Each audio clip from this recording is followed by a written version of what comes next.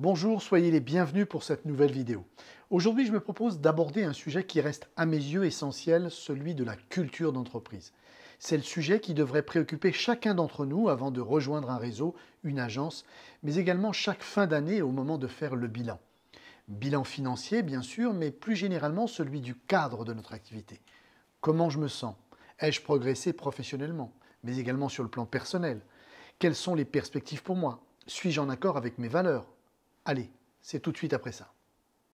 Le réseau Aoussimo vous présente la vidéo de Mandataire Immo. Aoussimo, le réseau de mandataires spécialistes en immobilier. Avant de poursuivre, n'oubliez pas de vous inscrire à la webconférence gratuite sur la prospection qui aura lieu après-demain, mercredi 31 janvier à 18 h. Vous trouverez le lien quelque part autour de cette vidéo. Je suis très régulièrement contacté par des personnes désirant rejoindre notre métier, en réseau ou en agence. En général, ils me posent tous la même question.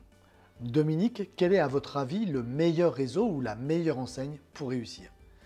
J'ai eu à maintes reprises l'occasion de répondre à cette question. J'ai même tourné une vidéo sur le sujet en mai 2016 qui s'intitule « Mon réseau est le meilleur », destinée à vous éviter de vanter votre réseau durant de longues minutes au détriment des deux seuls sujets qui intéressent véritablement votre client, eux-mêmes et leurs projets.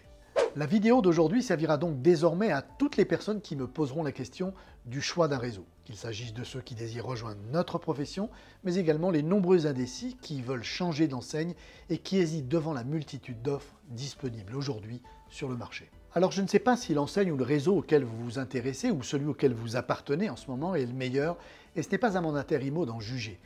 Mais une question est sûre, c'est que nous sommes en début d'année, période toujours propice pour faire le point sur l'année écoulée.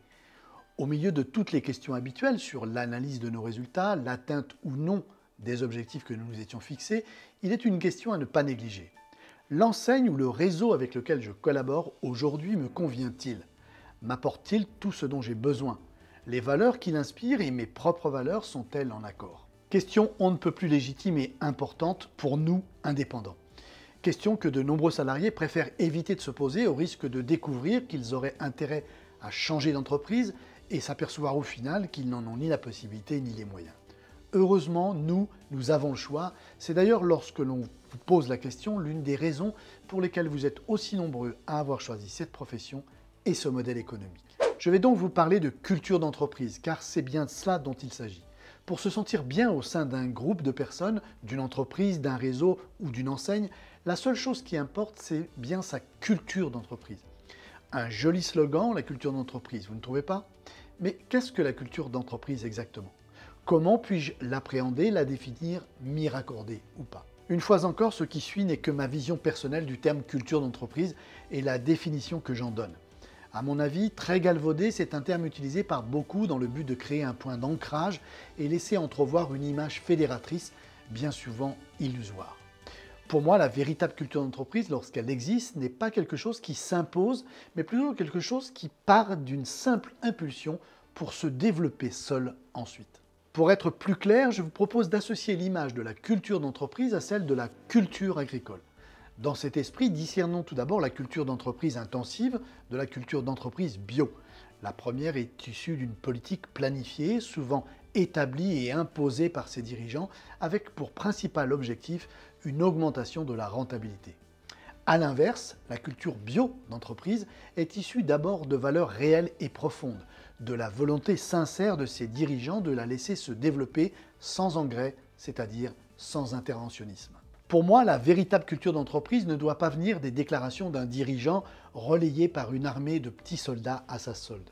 Pour moi, la véritable culture d'entreprise est celle qui se développe sans intervention mécanique, sans intervention de ses dirigeants, mais grâce au terreau que sont les acteurs qui la composent, un terreau humain, bienveillant, propice à l'épanouissement de chacun, tous attachés à des valeurs communes. Alors, au moment de choisir votre réseau, votre enseigne ou au moment d'en changer, souvenez-vous, la question la plus importante à vous poser, c'est cette enseigne, ce réseau, possède-t-il une véritable culture d'entreprise? Est-ce une culture bio, c'est-à-dire sincère, profonde et réellement portée par tous les acteurs qui la composent? Ou au contraire, s'agit-il d'un leurre issu de déclarations servant de slogan publicitaire uniquement à des fins de rentabilité financière? Je vous souhaite bien sûr de faire le bon choix, d'éviter le miroir aux alouettes, de trouver une structure véritablement collaborative où vous pourrez continuer à défendre vos valeurs, vous sentir bien, réussir à bien gagner votre vie, tout en aidant vos clients à réaliser leurs projets et souvent leurs rêves. Ce qui importe avant tout, c'est de savoir avec qui vous désirez et vous voulez vous engager. Sachez que la plupart du temps, si l'enseigne ou le réseau que vous choisissez développe une culture d'entreprise bio, la majorité de vos collègues véhiculeront également sur le terrain une image saine et donc propice à de nombreuses recommandations. En attendant, on se retrouve, je l'espère, après-demain, mercredi, sur la webconférence gratuite pour parler prospection, mais également la semaine prochaine pour un nouveau sujet, une nouvelle vidéo et un nouveau moment privilégié pour moi. À très vite.